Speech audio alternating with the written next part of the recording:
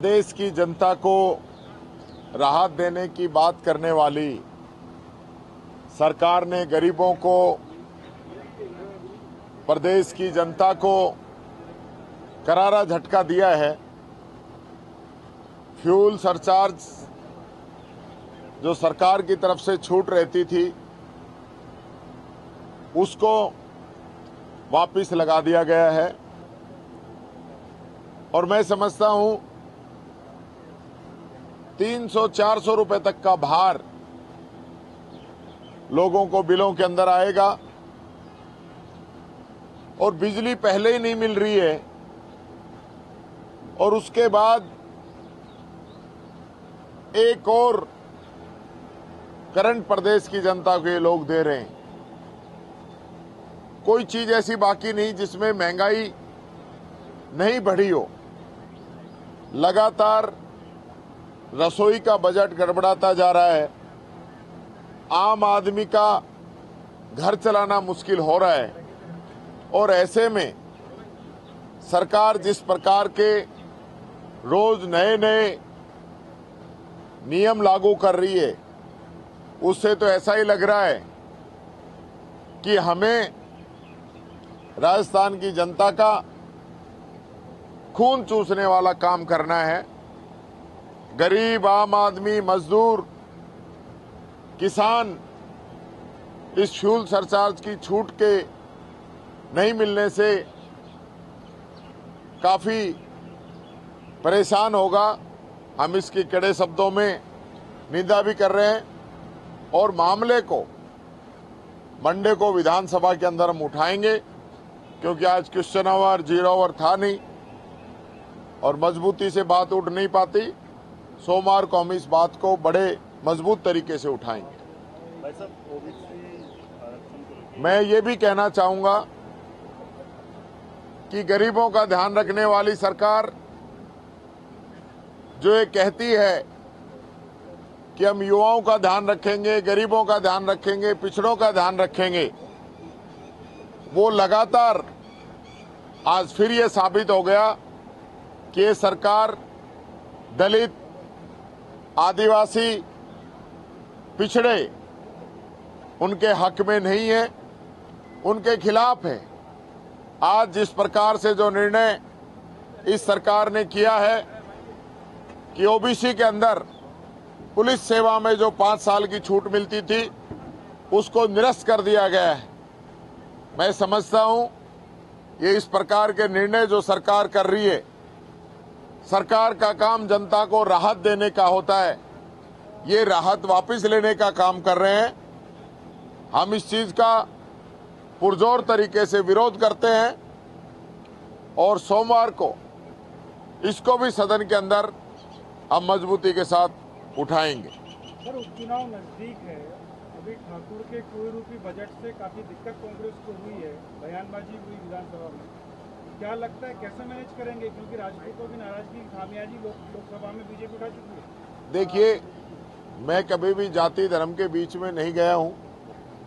मेरी राजनीति हमेशा से साफ सुथरी रही है। मैंने अगर भेद किया है तो अमीर और गरीब के अंदर किया है। अमीर चूंकि अपनी संसाधन और सुविधाएं जुटाने में सक्षम होता है, गरीब, किसान, मजदूर सक्षम नहीं होता है। मेरी प्रायोरिटी रहती है कि इन वर्गों का ध्यान रखा जाए। लेकिन ये जो बजट जो आया है इसको चाहे कोई किसी प्रकार से कोई बात कहने की, गुमराह करने की बात करे, लेकिन बजट प्रदेश की जनता के हित में नहीं है। नतीजे आप देख रहे हैं, लगातार निर्णय आप लोगों के सामने आ रहे हैं और हालात है तो सबके सामने हैं।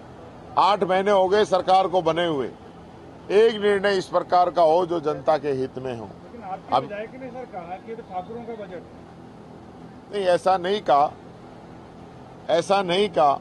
उन्होंने जो कहा उन्होंने उस पर अपनी बात रख दी। मैं उस बात पे नहीं जाना चाहूंगा। लेकिन हमने बताया, जिस दिन बजट में मैंने अपनी बात रखी उस दिन मैंने एक एक चीज को क्लियर कर दिया था कि ये बजट एनर्जी के अंदर बजट कम किया गया है, एग्रीकल्चर के अंदर बजट कम किया गया है, ग्रामीण विकास के अंदर ये बजट को कम किया गया है। जो जनता की मूलभूत सुविधाएं हैं उनके अंदर बजट कम किया गया है।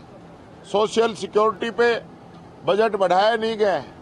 15% की बढ़ोतरी वही है जो हमने कानून बनाया। इसके अलावा एक पैसा इन लोगों ने नहीं बढ़ाया है।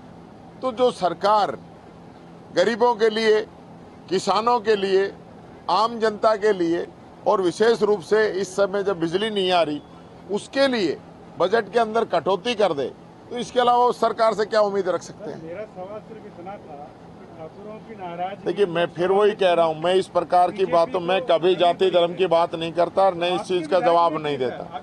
मैं इस प्रकार का जवाब नहीं देता। वो विधायक से ही आप पूछिए, आप उनसे पूछिए। प्रतिपक्ष की जिम्मेदारी नहीं है कि वो हर सवाल का आपका जवाब दे। आप विकास से जुड़ी हुई बात कीजिए, आपस में उलझाने की बात मत कीजिए। लेकिन विधायक उड़ जा रहे हैं। फिर वही बात है, आप विधायक से जवाब लीजिए, बहस नहीं करता मैं, प्लीज। ग्रेटर नगर निगम अब अवैध मीट की दुकानों को सावन के चलते बंद करने वाला और आइडेंटिफाई करने वाला है कि बेचने वाला व्यक्ति कौन है और वो अपने आप को रजिस्टर कराए कि अगर मुझे मीट बेचना है तो वो लाइसेंस ले नगर निगम से। मैं शाकाहारी आदमी हूँ, मैं तो कभी गया नहीं इन दुकानों पे। मैं तो कुछ इन चीजों में पड़ता नहीं भाई। मैं तो पान, गुटखा, तम्बाकू, इन सब चीजों से दूर हूँ। मैं ये कहना चाहूँगा आज उच्च शिक्षा को लेकर, तकनीकी शिक्षा को लेकर और परिवहन को लेकर महत्वपूर्ण बहस, चर्चा सदन के अंदर चल रही है। हमारे साथियों ने बहुत अच्छे विचार अभी रखे हैं, अभी चल रही है। मैं ये कहना चाहूँगा, हमारी सरकार ने 300 से अधिक नए कॉलेज खोले, 250 से अधिक बिल्डिंग बनके तैयार हो चुकी हैं या उनका काम चल रहा है। कुछ बिल्डिंग जिनका निर्माण किन्हीं कारण से नहीं हो पा रहा, जमीन की कोई दिक्कत है या ऐसा कोई विषय है, उसके लिए हमने बात रखी है। मैं ये कहना चाहूँगा, ये सरकार लगातार इस प्रकार की बात करती है कि कॉलेज खोल दिए और लेक्चरर नहीं लगा या बिल्डिंग नहीं है। तो ऐसा कभी आज तक नहीं हुआ कि एडवांस में बिल्डिंग और स्टाफ लगा दिया जाए और कॉलेज उसके बाद खुले। हमने जो कॉलेज खोले लोगों की भलाई के लिए, गरीबों के लिए, हमारी बच्चियों के लिए और किसान के लिए, चाहे वो एग्रीकल्चर हो, चाहे कन्या महाविद्यालय हो, चाहे हमारे महाविद्यालय हो। इसकी जो हमारी जो थीम है वो नजदीकी शिक्षा उपलब्ध हो, बच्चे अच्छी एजुकेशन ग्रहण कर सके। और हमने जो कहा वो करके दिखाया। कॉलेज खोले, बिल्डिंग बनाई और वहाँ स्टाफ भी लगाया। विद्या संबल जैसी योजना हमारी चल रही है, पद सर्जित हो गए हैं, वैकेंसी निकल रही है, उस चीज का लाभ राजस्थान को मिलेगा। इसी प्रकार से मैं कहना चाहूँगा, परिवहन के अंदर मैं कहना चाहूँगा, आज परिवहन में जिस प्रकार की चर्चा सदन के अंदर हो रही है, सरकार बात कर रही है कि हम 500 बसें पिछले बजट में कही थी, 800 बसें इस बजट में कही है कि हम नई बसें लेके आएंगे। आज हालत क्या हो रहा है, पूरा जो रोडवेज है उसको प्राइवेट करने का काम ये लोग कर रहे हैं। सरकारी बस के आगे आगे प्राइवेट निकल जाती है, सारी सवारी वो ले जाती है और सरकारी जो हमारी बस है वो घाटे में चल रही है। मिली भगत का खेल चल रहा है। सारे जो है सरकार का कोई कंट्रोल आरटीओस पे, उनके इंस्पेक्टर पे, इस पे नहीं है। सब लोग कहीं ना कहीं मिली भगत करके, कोई बजरी में, कोई अवैध खनन में, कोई ओवरलोडिंग में, सब लोगों ने जिस प्रकार से सहयोग करने का काम किया है वो बात मैं कहना चाह रहा हूँ।